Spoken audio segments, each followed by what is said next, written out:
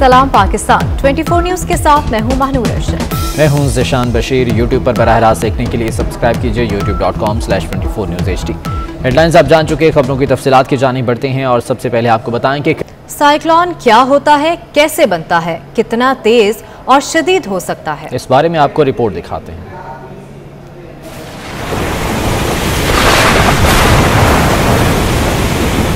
समंदरी तूफान के मनाजर देखने में जितने हौलनाक होते हैं, उसकी ताकत और शिद्दत उससे भी ज्यादा खतरनाक होती है।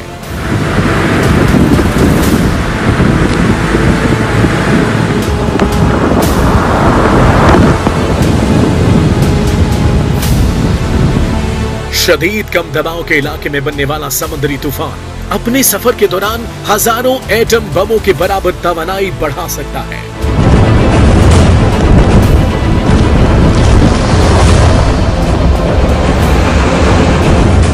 गर्मियों के मौसम में समंदर के गर्म पानी में जब 50 मीटर गहराई में समंदर का दर्जा हरारत 26 डिग्री सेंटीग्रेड या इससे ज्यादा हो, तब गर्म हवाएं सतह समंदर से टकराती हुई ऊपर उठना शुरू हो जाती हैं, जिससे नीचे कम दबाव का एक दायरा बनने लगता है।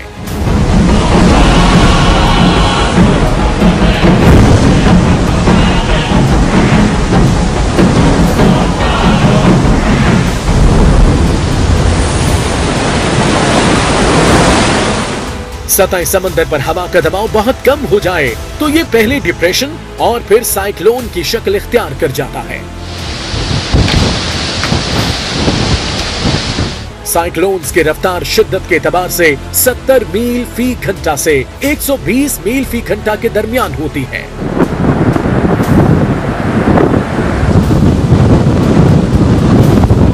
तूफान का कदर 100 किलोमीटर से लेकर 2000 किलोमीटर तक होता है। साइक्लोन 10 किलोमीटर तक बुलंद हो सकता है और सिर्फ एक हफ्ते में यह समंदर के अंदर हजारों किलोमीटर सफर कर सकता है और साहिल से टकराने के बाद यह खत्म हो जाता है।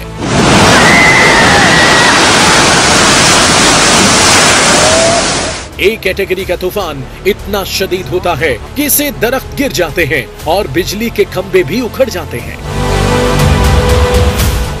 कराची में तूफानी बारिशों के पेश नज़र पुलिस ने हिफाजती इकदाम मुकम्मल कर लिए हैं। SSU की रेन इमरजेंसी टीम कश्ती लेकर नागन चौरंगी पहुंच गई है। इसी बारे में मज़ीद जान लेते हैं समर अब्बास से, जो कि नागन चौरंगी पर मौजूद हैं। समर, अपडेट कीजिएगा। इस वक्त मैं नागन चौरंगी पे मौजूद हूँ। SSU की जो स्पेशल टीम है वो यहाँ पहुँची हुई है अपनी कश्तियों के हमरा।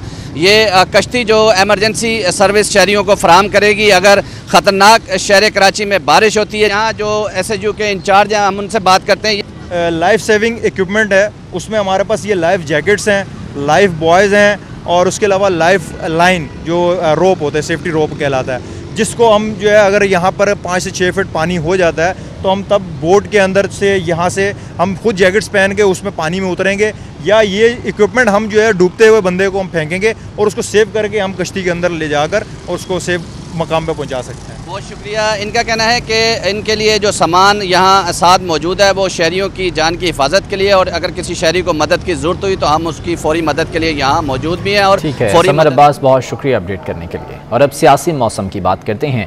आम इंतखाबात से पहले ही PTI में सियासी हलचल और नई सफ़बंदियाँ शुरू हो गईं। ज़राए के मुताबिक वज़ीर आज़म को PTI अरकान की पार्टी छोड़ने की इत्तलात से आगाह कर दिया गया। ज़राए के मुताबिक गुलाम सरवर खान हुकूमती जमात से नाराज़ हैं। वज़ीर आज़म की ज़ेर सदारत अहम इजलास में सरवर खान से भी दबे अल्फाज में सवालात किए गए, जिस पर उन्होंने कहा कि अगर चौधरी निसार को PTI में शामिल किया गया तो मैं नून लीग में क्यों नहीं जा सकता। इसी बारे में मजीद जानते हैं, अवैस कयानी हमारे साथ मौजूद हैं। अवैस, ये नाराज़गियाँ, ये तहफ़्फ़ुज़ात अब खुलकर सामने आना शुरू हो गए हैं, क्या इमरान खान ने इस पर कोई नोटिस लिया? लेकिन जी बहुत ही दिलचस्प सवाल पैदा हो चुकी है। गुलाम सरवर खान पर जो है सवाल शुरू हो चुके हैं और हमारे मोतबर ज़राए ने ये बताया है कि वज़ीर आज़म की ज़रूरत जो होने वाला इजलास था उसमें वफाकी वज़ीर ने ही गुलाम सरवर खान से नून लीग में जाने के हवाले से जो मतलात हैं, जो खबरें जो चल रही हैं, उस पर सवाल उठा दिए। उस पर जो है सरवर खान ने तो बिल्कुल वाज़ेह किया है, अपना पोजीशन क्लियर किया है कि अगर चौधरी निसार कुछ जगह में आ सकते हैं तो मैं पार्टी क्यों नहीं चेंज कर सकता, नून लीग में क्यों नहीं जा सकता। इस पर जो है ये बात हुई है और साथ ही हमारे मोतबर ज़राए बता रहे हैं कि काबीना में शफलिंग होगी और उसके साथ साथ नए खिलाड़ियों की एंट्री होगी। वज़ीर-ए-आज़म ने इशारे दे दिए हैं और जो एविएशन जो है वहाँ पर जो उमर अयूब को जाने की इतलात है और उसके साथ साथ जो इक़्तिसादी अमूर है उसको वज़ारत ख़ज़ाना में ज़म करने की तजवीज़ सामने आई है, लेकिन इस बात में फैसला वज़ीर-ए-आज़म करेंगे।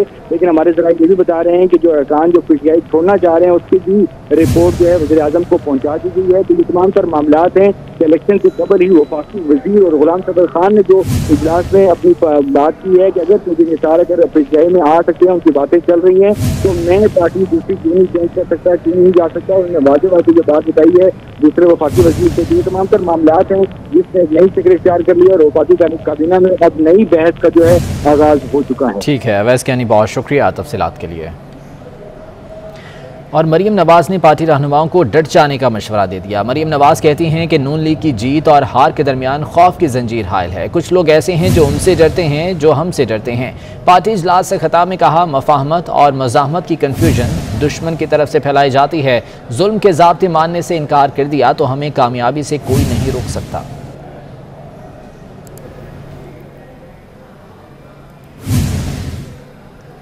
वज़ीर-ए-आज़म इमरान खान ने सी-पैक मंसूबों पर काम की रफ्तार सुस्त होने का एतराफ़ कर लिया। इस्लामाबाद में तकरीब से खिताब में कहा कि कोरोना के बायस सी-पैक में कुछ मसले आए, लेकिन अब तेज़ी से काम जारी है। मुल्क में पैसा आएगा तो कर्ज देने के काबिल हो सकेंगे। बोले, महंगाई आर्जी है, जल्द काबू पा लेंगे। मुस्लिम लीग नून के रहनुमा एहसन इकबाल वज़ीर-ए-आज़म पर बरस पड़े। कहते हैं कि हुक्मरान सी-पैक के खिलाफ दुश्मनों के आलाकार बने हुए हैं। एहसन इकबाल ने वज़ीर-ए-आज़म को चैलेंज करते हुए कहा कि हिम्मत है तो मुल्तान मोटरवे पर इंक्वायरी के लिए चीनी सदर को खत लिखें। सड़कें चीन FWO और NLC ने बनाई। इमरान खान किस पर पैसे बनाने का इल्ज़ाम लगा रहे हैं। मुशीर ज़राअत मंजूर हुसैन वसान ने इमरान खान और शाह महमूद कुरैशी से कहते हैं शाह महमूद दूसरी पार्टी बनाने के चक्कर में है, मगर बना नहीं सकते। इमरान खान के हारने का वक्त है, वो खेल नहीं सकते तो जीतेंगे कैसे। उन्होंने मजीद क्या कहा, आइए आपको सुनवाते हैं। इख्तियार है, हारने का वक्त है। अब खान साहब खेल ही नहीं सकेगा तो कैसे जीतेगा। कुरैशी साहब दूसरी पार्टी बनाने के चक्कर में होंगे, लेकिन बन नहीं सकेगी। वो भी किसी पार्टी में ज्वाइन करेंगे। लामहाल 2022 में इमरान खान खुद हालात को देख करके इलेक्शन का अनाउंस करेंगे। इलेक्शन ये अक्टूबर से पहले होगी। हालात ऐसे पैदा किए जाएंगे जो आज देख रहे हो शायद एक माह के बाद और हों। मुझे महसूस हो रहा है कि हुकूमत फेल हो गई है। महंगाई तो अपने उरूज पे है, डॉलर कहाँ तक पहुंच गया है। ऐसे हालात में कैसे हम कहें कि हुकूमत सही चल रही है। गरीब को एक वक्त की रोटी तक मैसर नहीं, अब वो महंगे दामों गंदम और चीनी खरीदेंगे। इन हालात का जिम्मेदार कौन है। Chief justice Peshawar high court justice Qaiser Rashid ने रिमार्क किए, हालात आए रोज बेहतरी की बजाय बदतर होते जा रहे हैं। पता नहीं हुकूमत क्या कर रही है। रुपया डूब रहा है, रोक सको तो रोक लो। रुपया तारीख की कम तरीन सतह पर पहुंच गया। इंटरबैंक में डॉलर 18 पैसे इजाफे से 170 रुपए 66 पैसे का हो गया। ओपन मार्केट में अमरीकी करेंसी का रिकॉर्ड 173 रुपए 50 पैसे में फरोख्त होने लगी। डॉलर की धुआंधार इनिंग्स जारी। ओपन मार्केट में अगले पिछले तमाम रिकॉर्ड्स तोड़ डाले। एक दिन में डॉलर 1 रुपए महंगा होकर 173 रुपए 50 पैसे की नई बुलंद तरीन सतह तक जा पहुंचा। इंटरबैंक में डॉलर की कीमत 18 पैसे के इजाफे से 170 रुपए 66 पैसे रिकॉर्ड की गई। डॉलर की रुपए को धोबी पटकों ने आलमी रेटिंग एजेंसी फिच को भी चकरा दिया। अपने अंदाजों का दोबारा जायजा लेने पर मजबूर हो गई।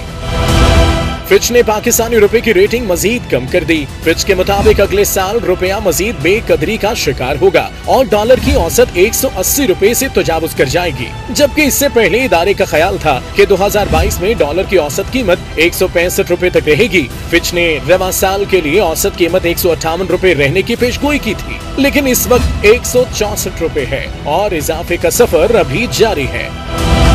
ओपन मार्केट में यूरो 201 रुपए की बुलंद सतह पर बरकरार रहा। बरतानवी पाउंड 1 रुपए सस्ता होकर 234.50 रुपए का हो गया। अमाराती दरहम 10 पैसे इजाफे से 48.20 रुपए, जबकि सऊदी रियाल 15 पैसे महंगा होकर 40 रुपए की बुलंद सतह पर पहुंच गया। माहिरीन ने फिच की जानिब से रुपए की रेटिंग में कमी को मईशत के लिए खतरे की घंटी करार दे दिया। उनका कहना है कि हुकूमत ने रुपए की बेकदरी रोकने के लिए इकदाम न किए तो मुल्क पर कर्जों का बोझ कई गुना बढ़ जाएगा। यही नहीं, महंगाई का भी तूफान आएगा जो सब बहा ले जाएगा। इनकम टैक्स को शवाने जमा करवाने की तारीख में 15 दिन की तौसी कर दी गई। वजीर खजाना ने FBR को इनकम टैक्स रिटर्न जमा कराने की तारीख में तौसी की हिदायत कर दी। FBR हुकाम के मुताबिक रिटर्न जमा कराने की आखिरी तारीख 15 अक्टूबर मुकर्रर कर दी गई है।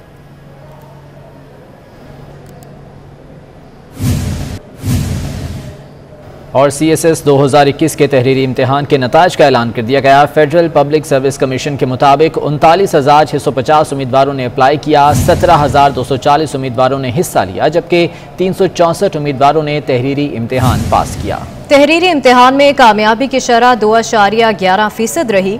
कामयाब उम्मीदवारों में बिलोर खान ने पहली पोजीशन ली, सरदार उस्मान सलीम दूसरे और फायजा अकमल तीसरे नंबर पर हैं। CSS 2021 के तहरीरी इम्तिहान के नताज का ऐलान कर दिया गया है। स्पीकर पंजाब असम्बली चौधरी परवेज इलाही ने सऊदी अरब में मुनक़िदा चौथी ज़हूर इलाही शहीद की 40वीं बरसी की तकरीब से वीडियो लिंक पर खिताब में कहा कि ख़त्म नबूवत सल्लल्लाहु अलैहि वसल्लम की तहरीक चलाना चौथी ज़हूर इलाही शहीद का बड़ा कारनामा है। खादिमुल हरमैन शरीफैन शाह सलमान बिन अब्दुल अजीज़ और वली अहद शहज़ादा मोहम्मद बिन सलमान की पाकिस्तान से मोहब्बत काबिल कदर है। शहज़ादा मोहम्मद बिन सलमान ने पाकिस्तान के दौरे पर कहा था कि मैं पाकिस्तान का सफ़ीर हूँ। चौधरी ज़हूर इलाही शहीद ने कभी अवामी खिदमत और असूलों पर समझौता नहीं किया। उनका ये भी कहना था कि चौधरी शुजात हुसैन की सरबराही में हमारा ख़ानदान ज़हूर इलाही शहीद के मिशन को लेकर आगे चल रहा है।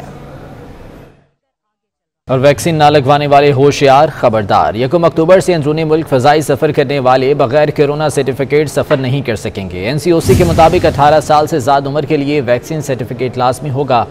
एयरपोर्ट पर बोर्डिंग कार्ड के हुसूल के वक्त कोरोना सर्टिफिकेट चेक किया जाएगा। मुल्की और गैर मुल्की मुसाफिरों के लिए सफ़र से 72 घंटे कबल PCR टेस्ट लाजमी करार दिया गया है। 18 साल से कम उम्र अफराद को बगैर वैक्सीन के पाकिस्तान आने की इजाज़त होगी। आगे बढ़े और आपको बताएं कि कमसन बच्चियों को अगवा करके ज्यादती का निशाना बनाने वाला कानून की गिरफ्त में मुलजिम फैसलाबाद पुलिस के लिए सरदर्द बना हुआ था। मदीना टाउन पुलिस ने गिरफ्तार किया। मुलजिम कितने मुकदमात में मुलव्विस था, तरीका वारदात क्या था और कैसे गिरफ्त में आया, बता रही हैं फरजाना सदीक अपनी इस रिपोर्ट में। बच्चियों को अगवा के बाद ज्यादती का निशाना बनाने वाला मुलजम बिलाखिर मदीना टाउन पुलिस ने गिरफ्तार कर लिया। मुलजम गुज़िश्ता 1 साल से पुलिस के लिए छलावा बना हुआ था।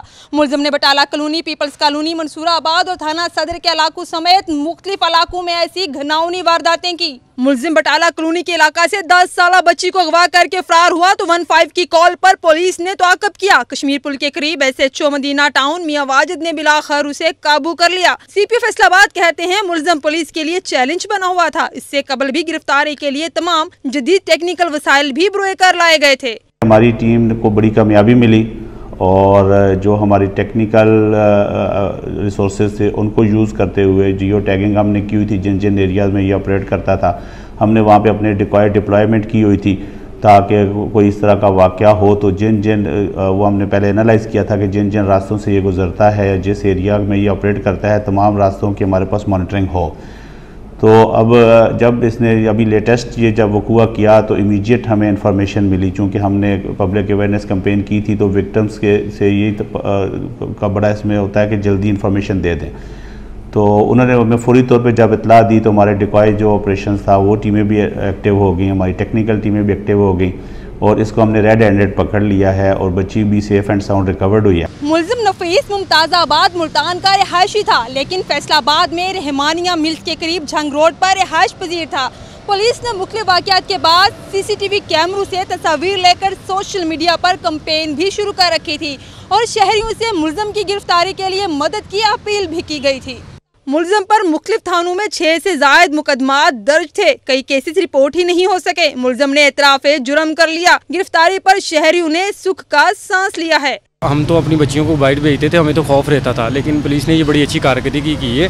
हमारी हुकूमत से अपील ये है कि इस बंदे को सरेआम फांसी दी जाए ताकि दूसरों के लिए इबरत का निशान बन सके। मुलजिम गिरफ्तार हुआ है। इलाके में बहुत खुशी का इजहार किया गया है और इसकी वजह से इलाके में बहुत खौफ रास फैला हुआ था और हुकूमत को चाहिए कि इस खौफनाक दरिंदे को पकड़कर फांसी का जरिया बनाया जाए।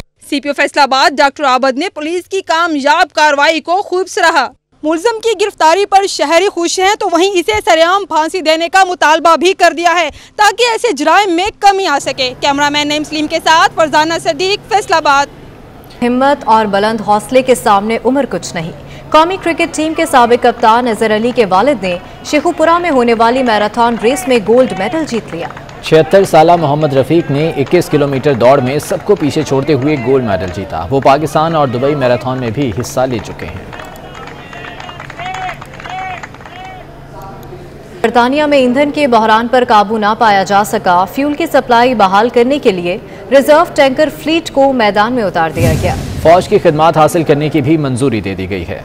बरतानिया में ईंधन का बहरान तवील हो गया। जॉनसन हुकूमत ने बहरान से निमटने के लिए फौज को मैदान में उतारने का फैसला कर लिया। ब्रेक्जिट के बाद टैंकर ड्राइवर्स कामयाब होने से बरतानिया में ईंधन नायाब हो गया है, जबकि पैनिक बाइंग की वजह से बड़े शहरों के बेशतर पंप्स खाली हो चुके हैं। बरतानवी हुकूमत ने ईंधन की सप्लाई बहाल करने के लिए अपने रिजर्व टैंकर फ्लीट को मुतहरिक कर दिया है। सिविलियन ड्राइवर्स के दस्ते ने बुध के रोज से ईंधन की सप्लाई शुरू कर दी थी। बरतानवी काबीना ने बहरान से निमटने के लिए फौज की खिदमात हासिल करने की भी मंजूरी दे दी है। 150 आर्मी ड्राइवर्स फ्यूल टैंकर्स चलाएंगे, जबकि मजीद 150 फौजी एहलकार उनकी मदद के लिए तैयार रहेंगे। बरतानवी वजीर आजम ने बहरान से निमटने के लिए हर मुमकिन इकदाम का यकीन दिलाते हुए कहा है कि हुकूमत क्रिसमस तक सप्लाई चेन के तमाम मामलात हल करने के लिए जरूरी इकदाम यकीनी बना रही है। और इसके साथ ही न्यूज़ स्टूडियो से फिल वक्त इतना ही। वापस आएंगे हेडलाइंस के साथ।